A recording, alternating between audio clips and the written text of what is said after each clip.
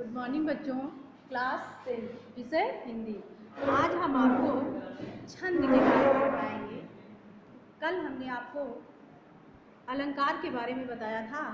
आज हम आपको छंद के बारे में बताएंगे कि छंद क्या होता है, और ये सब आपको अपनी कॉपी पर एंट्री करते रहना है।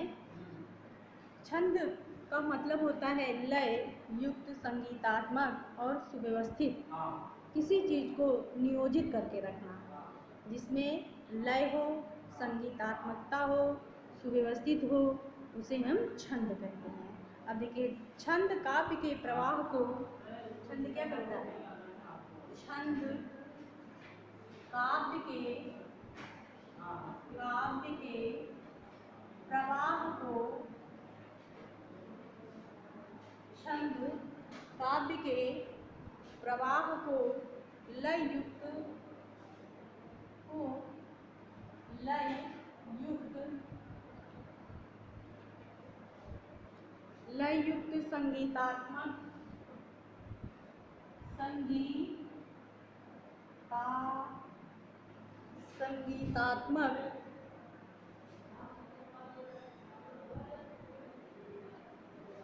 संगीतात्मक सुव्यवस्थित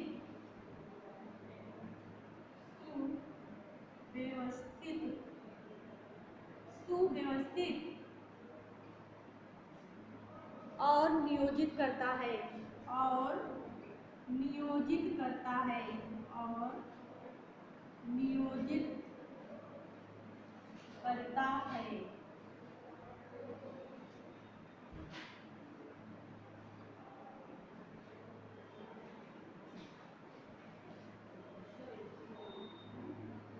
छंदबद्ध होकर भाव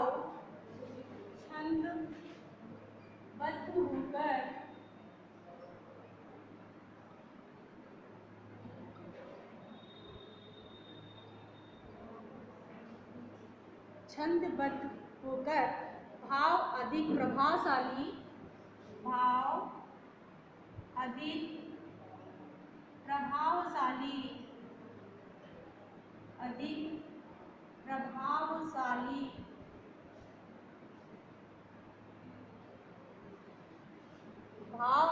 प्रभावशाली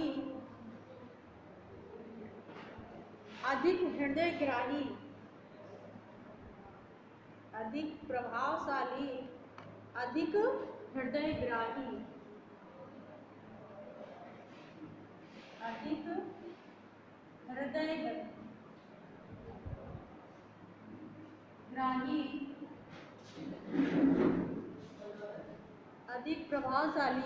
हृदयग्राही और स्थायी हो जाता है,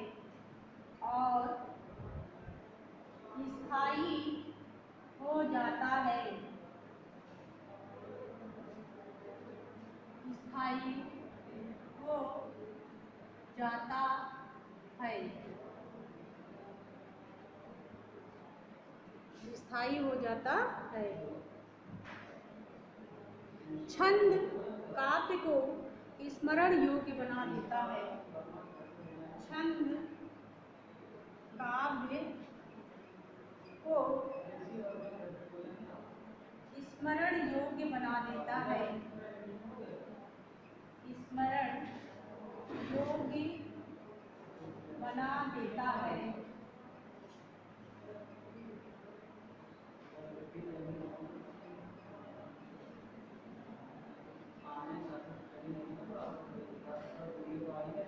देखिए, छंद के बारे में बताया गया है कि छंद लय युक्त, संगीतात्मक और नियोजित करता है। ये छंद क्या होता है?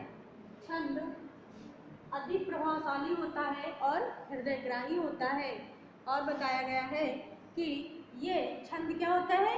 जो काव्य को स्मरण के योग्य बना देता है। ये इसकी विशेषता बताई गई है।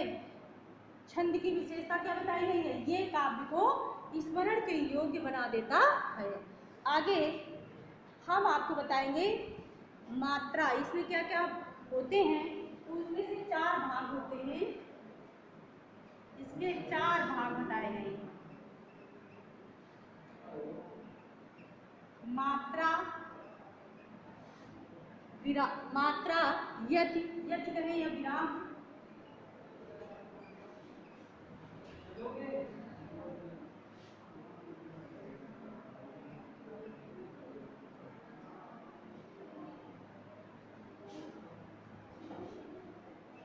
पाद या चरण।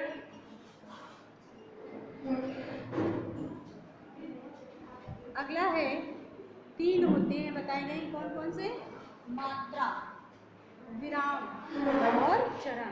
चरण आप देखते हो उसमें लिखे रहते हैं, तो जब पैराग्राफ चेंज होता है तो उसमें फुल स्टॉप लगा होता है, तो एक आप देखते हैं एक लाइन ऊपर लिखी होती है, फिर सेकेंड लाइन होती है, फिर थर्ड लाइन होती है, उसे हम क्या कहते हैं? चरण कहते हैं। और आप देखते होंगे कि जब आप दोहा या छंद पढ़ते होंगे तो उसमें आपका स्वर धीमे होता होगा, कहीं आपको थोड़े से विराम की ज़रूरत होती होगी, तो उसे हम विराम कहते हैं। और जो मात्राएं होती हैं, मात्रा, उसमें मात्राओं को दो तरीके की बताई गई हैं, लगाई जाती हैं। कौन कौन सी मात्राएं लगाई जाती हैं? दीर्घ और लघु। दीर्घ मात्रा होती है और लघु। अब जैसे आपको भी पता होना चाहिए कि दीर्घ का मतलब क्या होता है? बड़ा, ठीक है? तो आपने देखा होगा कि दीर्घ की मात्रा ऐसे लगाई जाती है। आपने छंदों में देखा होगा कि दीर्घ की मात्रा ऐसे लगी रहती है और लघु की मात्रा ऐसे लगी रहती है। देखिए, दीर्घ का मतलब होता है 2, इसकी जब गणना की जाती है तो 2 में की जाती है, और इसकी जब गणना की जाती है तो 1 में की जाती है, ठीक है? ये मात्राएं आपको मिलेंगी जब आप पढ़ोगे। जैसे आपने पढ़ा जो सुमिरत सिद्ध होय, थोड़ा आप रुक रहे हैं, ये होता है विराम। और आपने जैसे पढ़ा जो सुमिरत सिद्ध होय, एक हो गया, दूसरा गणनायक करिवर वतन, ये आपके चरण हो गए। 4 चरण होते हैं, किसी में 5 चरण होते हैं, ये तो अलग अलग होता है। तो अब आपको ये पता होना चाहिए कि जो आपने देखा होगा मात्राएं, उन्हें क्या कहते हैं? दीर्घ और लघु मात्रा कही जाती है। अब छंद के 3 प्रकार बताए जाते हैं। जो है छंद के कितने प्रकार होते हैं? छंद के प्रकार आप हेडिंग डालेंगे छंद के प्रकार, तो छंद के 3 प्रकार बताए गए हैं।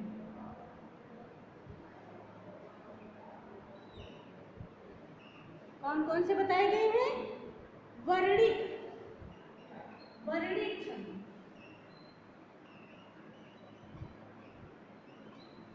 मात्रिक छंद, वर्णिक छंद, मात्रिक छंद।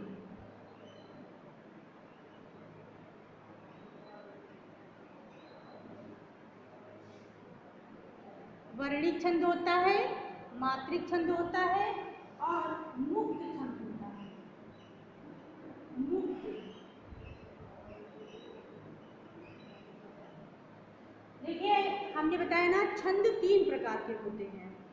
वर्णिक, यानी वर्णिक का मतलब क्या होता है? वर्णित वृत्तों के प्रत्येक चरण का निर्माण होता है, जिसमें वर्णिक छंद क्या होती है? जिसमें एक निश्चित छंद संख्या होती है और उसमें लघु और गुरु के क्रम, चाहे गुरु कहो चाहे लघु कहो या दीर्घ कहो, इसको हम लघु और गुरु भी कह सकते हैं। गुरु भी बड़ा होता है, दोनों चीजें, चाहे दीर्घ कहे या लघु कहे।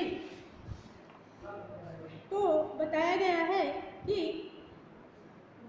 वर्णिक छंद क्या होता है? वर्णित वृत्तों में प्रत्येक चरण का निर्माण वर्णों की निश्चित संख्या लघु एवं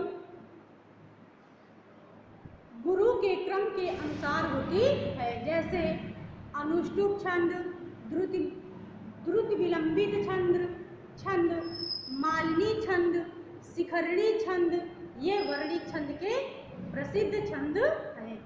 अनुष्टुप, द्रुत, विलंबित, मालिनी छंद, शिखरणी छंद, ये सब जो है किस छंद में आते हैं, वर्णिक छंद में आते हैं। अब मात्रिक छंद क्या होती है?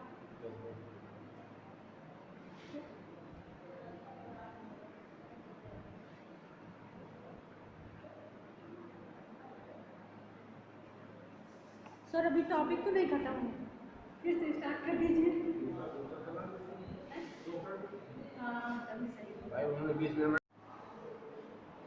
अगला है मात्रिक छंद। मात्रिक छंद वे छंद होते हैं जिनकी रचना में चरण की मात्राओं की गणना होती है, जैसे दोहा, सोरठा, रोला, चौपाई। इन्हें हम किस में रखते हैं? मात्रिक छंद में रखते हैं। और मुक्त, जैसा कि नाम से ही पता चलता है, मुक्त छंद का हिंदी में स्वतंत्र रूप से आज लिखे जा रहे छंद मुक्त छंद होते हैं, जिनमें वर्ण मात्रा का कोई बंधन नहीं होता है। यानी कि जिसमें वर्ण और मात्राओं का कोई बंधन नहीं होता है, वो कौन से छंद होते हैं? मुक्त छंद होते हैं। वर्णिक छंद क्या होते हैं? हमने बताया है, जहाँ पर प्रत्येक चरण वर्णों का एक निश्चित स्थान संख्या होती है, वहाँ लघु और गुरु के क्रम होते हैं, जैसे मालिनी, शिखरणी, द्रुत विलंबित, अनुष्टुप इत्यादि छंद वर्णिक में आते हैं। मात्रिक हमने बताया है, मात्रिक छंद वे होते हैं जिनकी रचना में चरण मात्राओं की गणना होती है, जैसे दोहा, रोला, सोरठा, चौपाई इत्यादि। मुक्त छंद कहा है जो स्वतंत्र रूप से लिखे जाते हैं, उन्हें हम क्या कहते हैं? मुक्त छंद कहते हैं।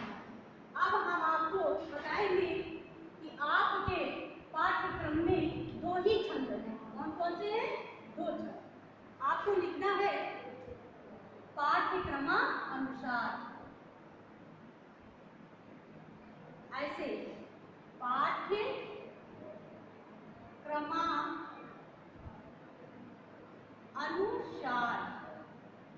आपको दो छंद पढ़ने हैं। कौन कौन से पढ़ने हैं? सोरठा और रोला। सोरठा पहला पढ़ना है सोरठा, दूसरा पढ़ना है रोला। ठीक है। 10th में आपको दो ही छंद पढ़ने हैं। कौन कौन से पढ़ने हैं? रोला और सोरठा।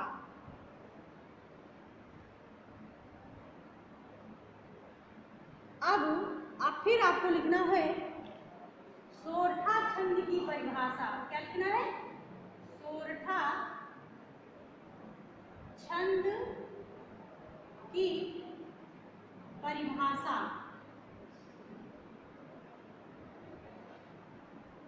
देखिए सोरठा क्या होता है? ये दोहे का उल्टा होता है।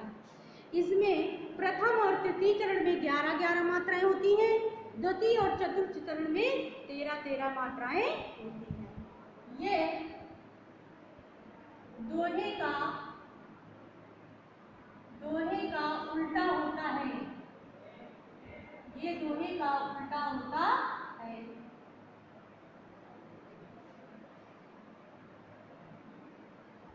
ये दोहे का उल्टा होता है। इसके प्रथम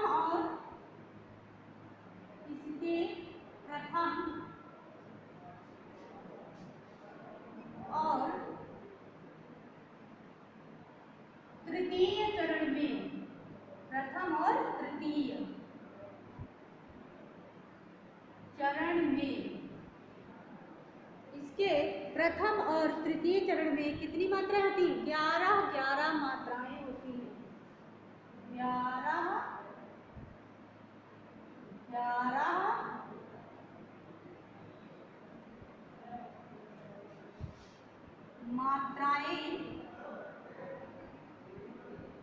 मात्राएं होती हैं। 11-11 इसके प्रथम और तृतीय चरण में 11-11 मात्राएं होती हैं। द्वितीय और चतुर्थ चरण में, द्वितीय और चतुर्थ द्वितीय और चतुर्थ चरण में, द्वितीय और चतुर्थ चरण में 13 मात्राएं होती हैं। 13 मात्राएं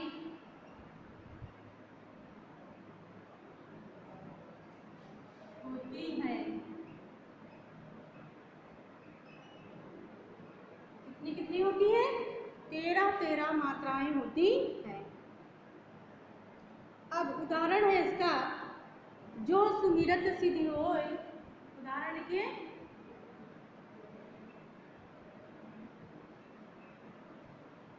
जो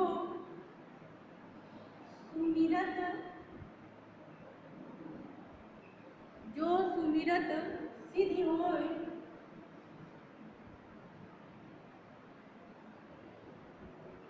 जो सुमिरत सिद्धि, जो सुमिरत सिद्धि होय,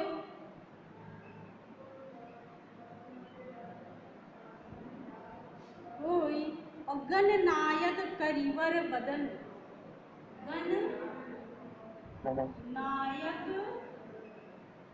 गणनायक करिवर बदन,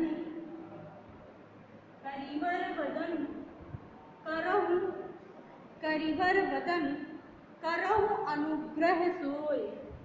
करहु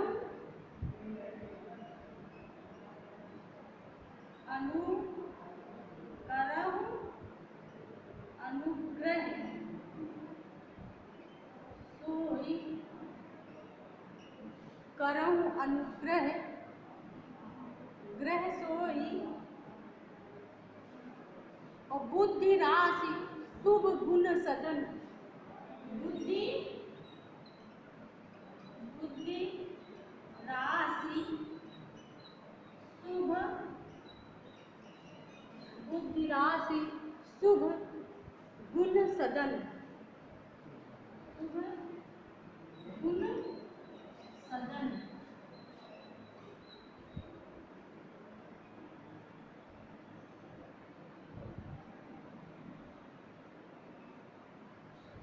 अब हमने आपको बताया था ना कि 2 तरीके से मात्राएं लगाई जाती हैं, दीर्घ और लघु। ठीक है, हमने बताया था ये जो होता है उसे हम चाहे दीर्घ कहें या गुरु कहें, इसको दोनों चीजें मिल जाती हैं। और जो आपको इस तरह की मात्रा मिलेगी उसे हम लघु कहते हैं। ठीक है, इसकी गणना हमने बताई 2 की होती है और इसकी गणना 1 की मानी जाती है। अब देखिए, जहां पर बताया जाता है कि जो आप अपनी बुक में देखेंगे तो आपको पता चलेगा, जैसे जो देर तक आप कह रहे हो, जहां ओ बड़ी मात्रा है, जो में दीर्घ लग गया, जो सुमिरत सिद्धि होय,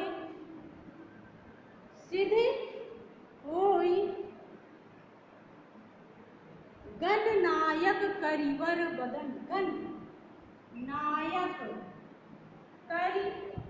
करिवर बदन।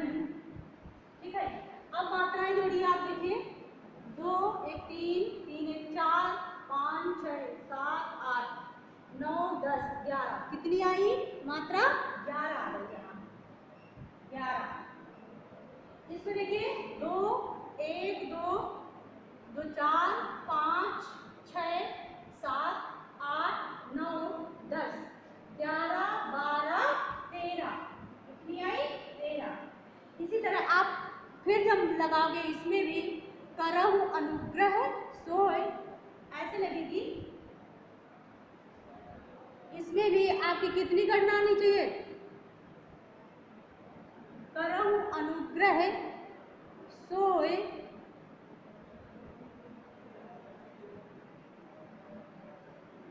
करहु अनुग्रह सोय, बुद्धि राशि शुभ बुद्धि।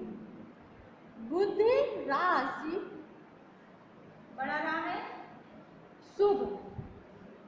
शुभ गुण सदन। शुभ गुण सदन। अब आप इस तरह गिन लीजिए, 11 और 11 का कॉम्बिनेशन निकलेगा आपका। इसीलिए कहा गया है, देखिए 3 4 4 5 6 7 8 9 10 11 11 आ गया आपका। फिर अगली लाइन में देखिए 2 1 3 3 2 5 5 1 6 7 8 9 10 11 12 13। हमने बताया ना कि ये दोहे का उल्टा होता है। प्रथम और तृतीय चरण में कितनी मात्राएं होती हैं? 11।